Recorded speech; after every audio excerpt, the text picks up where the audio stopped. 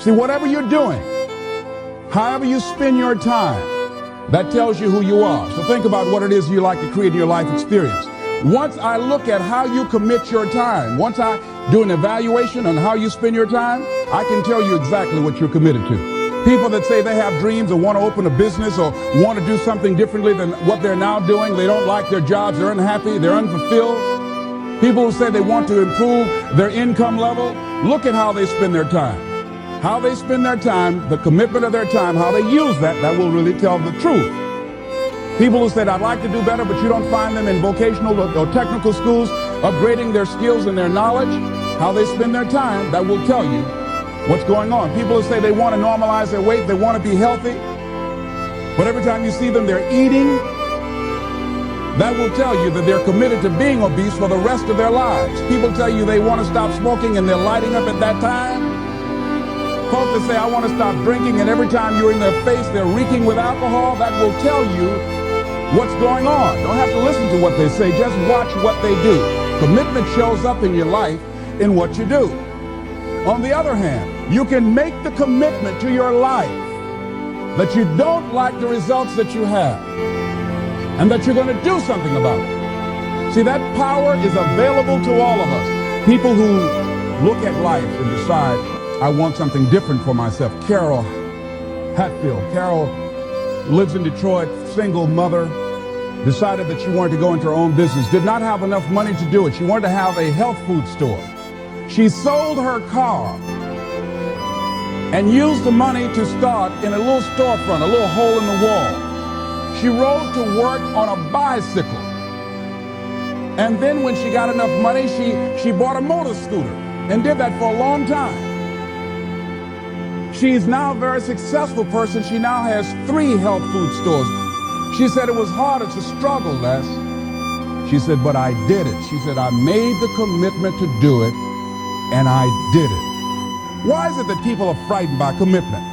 Because when you say the word commitment, that intimidates a lot of people. Why? Because it means you have to deliver. See, most people, you ask them, hey, look here, I'd like for you to do this. They'll say, I'll try. I'll try means that is my escape clause.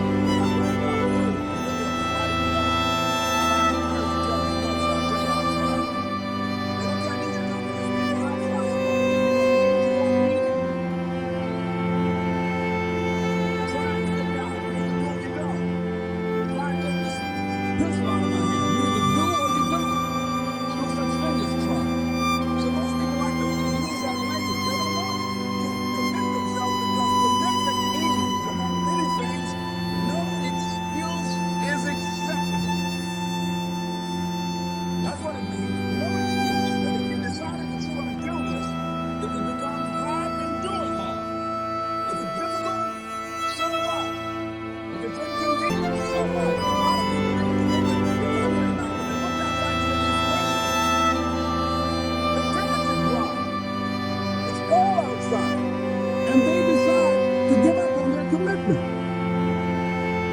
And that's how people do about their dreams. They don't honor their commitment to themselves. Let me tell you what happens when you don't keep your commitment. Number one, it begins to deplete your self-esteem and it erodes your self-image. It weakens your faith in yourself. You don't feel good when you don't keep your commitments. The other thing is that you begin to develop weak relationships with people. People begin to realize they can't depend upon you. They can't rely on you because you won't keep your word. You establish that kind of reputation. Just think, what would your life be like if you decided to keep your commitments? What will all of our lives be like if we decided to keep our commitments? That we decided to do the things that we said that we were going to do? That we wouldn't even speak it unless we were going to do it. If we decided just for a week, just see what your life can be like. Just let's do it for a commitment to make it a 7-day commitment that I won't say I will do anything unless I'm going to do it.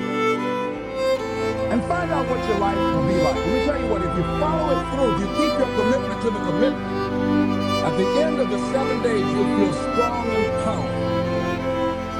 Because by honoring your commitment each time that you do, that empowers you.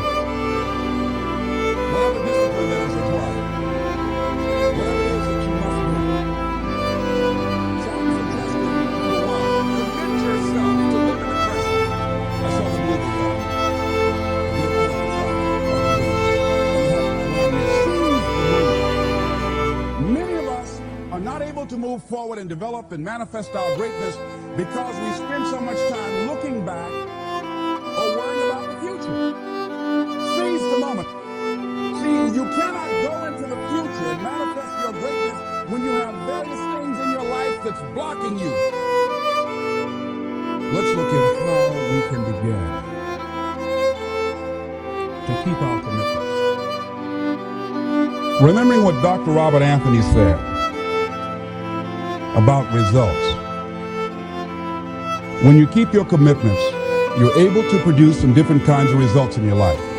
So how can we keep our commitments? And do we keep all commitments? No, we don't. You will not be at 100%. However, you will have a greater percentage rate of maintaining your commitments to yourself, whatever those things might be. If it's going into business, if it's changing a habit that you know that works against you, if it's overcoming self-destructive behavior, if it's retraining your thinking, if it's reinventing yourself, if it's trying to begin to design your relationship differently, all of us have the possibility, by focusing and really harnessing our attention and concentrating on it, we really have available to us the power to honor our commitments in those particular areas. So number one, make it priority. See, no one would go get on an airplane if you thought your chances of getting there to your destination were as good as your luggage. Am I correct? See, and I say the reason that you will reach your destination more times than your luggage will is because the airline, and I'm glad that they do, has made it a priority to move the human beings from one point to the other safely. Not send you off to Boston or someplace with your luggage. So I'm not really upset when my luggage doesn't show up. I'm glad they delivered me because they've made me a priority. See, they have made delivering you to your destination important. So if you want to honor your commitment, whatever you decide that you're going to do, make sure you make it important. Make sure it is priority. Keep it before you. The other thing is, whatever that you want to do, whatever you want to begin to create and beginning to manifest your greatness and strengthening your level of commitment, and it's really exercising your will. Find something that you want to do on your goal, one action step, but make sure it stretches you, that it challenges you, but it's doable, that you can do it. This year I decided that I was going to exercise. So I started out doing just 10 setups and 10 push-ups. I know I can do that and not get upset about it. I can do that without thinking. So I started out small. Now I'm up to 50, but if I try to do 50 starting out, I wouldn't still be doing it. So I started doing it in manageable segments. Do that. And that strengthens your will. So my commitment now is strengthened and fortified by the activity of actually doing it. So now I can expand and build from there.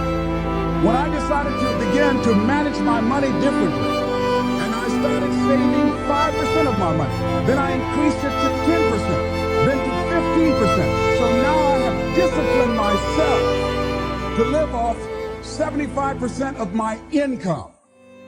I took discipline to do that, but I started watching how I was spending my money. I started keeping a log and following myself.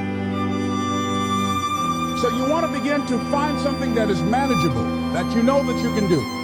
The next thing, in beginning to keep your commitments to yourself, have some friends that will hold you accountable, that won't let you off the hook, that won't tolerate anything less than the best from you.